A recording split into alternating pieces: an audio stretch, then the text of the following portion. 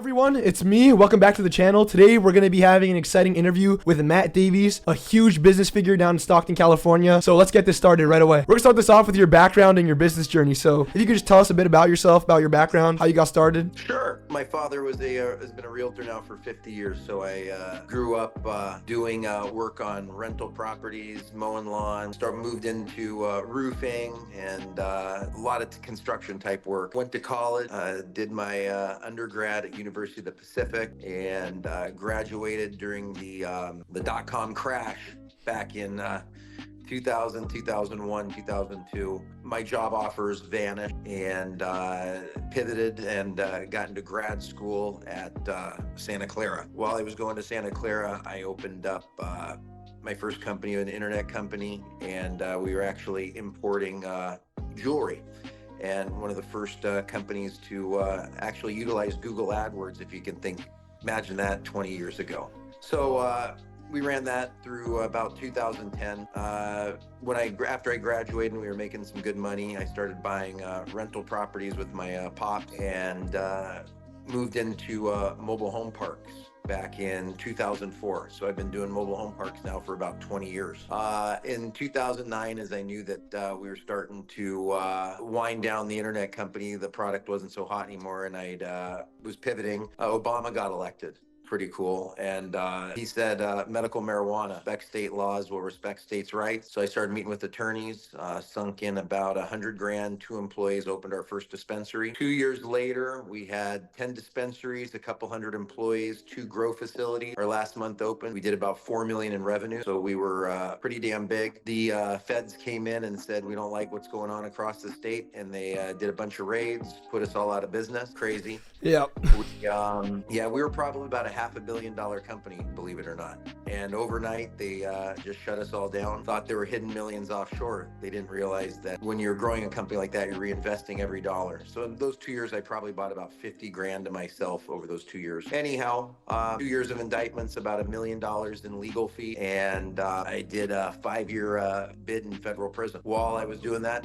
still building the mobile home park business, I ran the business from prison for those 3 years I was actually gone. And I've now grown from our first mobile home park in 2004 to just about 100 parks today. I've grown the portfolio to almost $700 million, which has been incredible. Back to having about a couple hundred employees. It's always been my passion just to grow businesses and just have fun. So here we are, and we're from California over to the Rockies.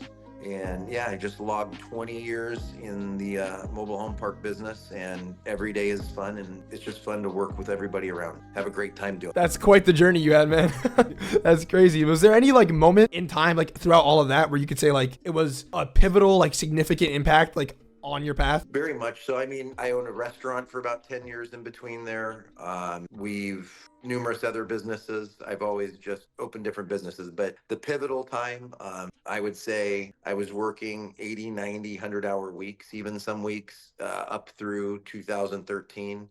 Physically really unhealthy, probably weighed 240. I drank too much. I was just too focused and too driven, and wasn't taking care of myself. I'd say those 3 years away really helped me refocus. I got my weight down to about 185. I worked out twice a day, heavy routines, and a lot of yoga. Really just clarity. And it reminded me that I want to live a long time, and you could die with as much money, but you can't take it with you. I mean, I'm very blessed today in terms of our success, but there's a lot more balance in the life. I'd say this sounds crazy to a lot of people, but putting in 50 to 60 hours a week, which is still a lot, but it's a lot more balance. I'm there at all my kids' events. Family does come first in every aspect of what I do. I'm there to pick them up from school. I'm at all their events. Anything that's family oriented, that's first. So you ran a business, like you said, for some long time now. I think I wasn't even born when you started, right? So throughout all that time, what would you say some of the biggest challenges you faced in your business were, and how'd you overcome them? It's the regulatory environment. I guess they say this, it's if you want to build a road, you need oil. If you want to drive your car right now, you need gas. we're not getting electrified overnight. But a lot of these people think that, poof, if you snap your fingers, everything will be a utopia and it'll all work out and everybody can live, a great life without working hard. And I think that we've lost the drive for hard work. We search far and wide to find people that are just good hard workers and want to grow and want to create a retirement. And would you even consider delving to the area of gaming or even like the digital marketing world? Esports has actually been pretty darn interesting. You're watching, maybe I was a product of the 80s and 90s. My parents would kick me outside on my bike and it was come back in when it was dark. And it was, maybe we were just gangs of rowdy kids riding around our bikes, probably terrorizing the neighborhood. If we were lucky back in the day, we got our original Nintendo. And it was the original Zelda. It was Super Mario Brothers and Duck Hunt. And you'd only get so much time inside. Now it's like with my kids, it's so easy for my iPhone. I just limit their screen time because, we want them to do more things and be active. But we're seeing a real move, it seems like, from traditional sports into esports, into gaming.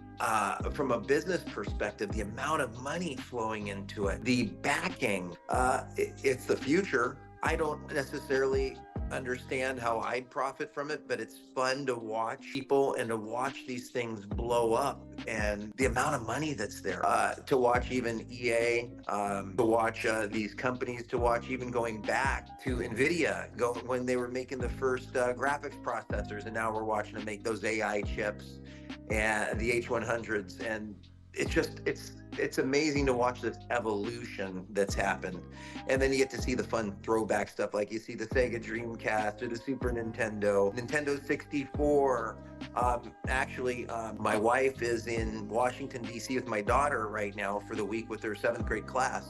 And we bought a original Nintendo, but the one that's been digitized, you know what I mean, with the 60 games on it. And my 11-year-old daughter said, hey, can we plug that in and play some games tonight together? So we're kind of looking forward to that. So I don't know, maybe I'm just a little bit of a nostalgic, but it's kind of fun to play the original Nintendo with my daughter. We're going to play Mike Tyson's Punch-Out together.